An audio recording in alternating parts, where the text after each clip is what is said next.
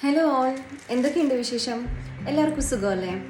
ഞാൻ പുറത്തായിരിക്കുന്ന സമയത്ത്, ഞാൻ യു എയിലായിരിക്കുന്ന സമയത്ത് എനിക്ക് നാട്ടിൽ നിന്ന് മിസ് ചെയ്യുന്ന കുറേ കാര്യങ്ങളിൽ വളരെ ഇമ്പോർട്ടൻ്റ് ആയിട്ടുള്ള ഒരു കാര്യമായിരുന്നു കേട്ടോ.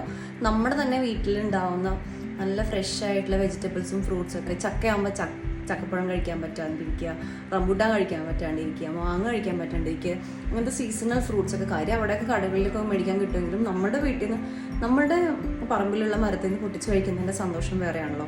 അപ്പോൾ ഇതൊക്കെ ഭയങ്കരമായിട്ട് മിസ് ചെയ്യുമായിരുന്നു. പക്ഷെ ഇപ്പം ഞാൻ നാട്ടിലുള്ളത് കൊണ്ട് ഞാൻ ശരിക്കും പറഞ്ഞാൽ ഇതൊക്കെ എൻജോയ് ചെയ്യണേ. അപ്പം ഇന്ന് ഈ ലോങ് വീക്കെൻഡ് ആയതുകൊണ്ട് ഞാൻ ഇന്നലെ എൻ്റെ മദർ-ഇൻ-ലോനെ വിസിറ്റ് ചെയ്യാൻ വേണ്ടി പോയിട്ടുണ്ടായിരുന്നു.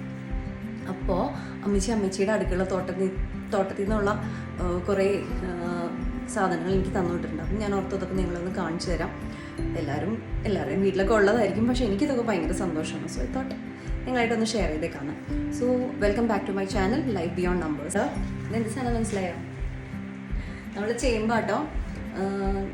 എല്ലാ ചേമ്പും എല്ലാ സമയത്തും കഴിക്കാൻ പറ്റുമെന്നൊന്നും എനിക്ക് തോന്നുന്നില്ല. ചില ചേമ്പുകൾ കർക്കിടകം മാസത്തിലേ കഴിക്കാൻ പറ്റുള്ളൂ, അല്ലെങ്കിൽ ഭയങ്കര ചൊറിച്ചിലായിരിക്കും. പക്ഷേ ഈ പുള്ളി അങ്ങനെയല്ല. ഇയാളെ നമുക്ക് എപ്പോൾ വേണമെങ്കിലും കഴിക്കാം, ഒരു ചൊറിച്ചിലും ഒന്നും ഉണ്ടാവത്തില്ല.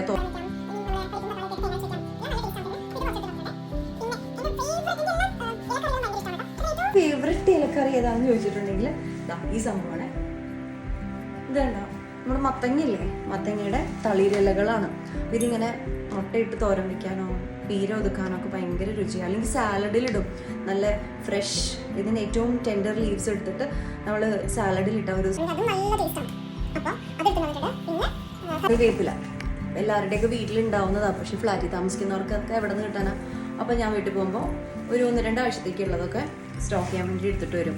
നമുക്ക് കടകളിലൊക്കെ കിട്ടും. കാണുമ്പോൾ ഭയങ്കര സൗന്ദര്യമൊക്കെ ആണെങ്കിലും ഇതിൻ്റെ മണോ ഗുണോ ഒന്നും അതിനുണ്ടാവില്ല. വെച്ച് കുറച്ച് വഴുതനങ്ങ നട്ടു വെച്ചിട്ടുണ്ടായിരുന്നു. അപ്പോൾ അതിന് 2-3 എടുത്തിട്ട് വന്നിട്ടുണ്ട്.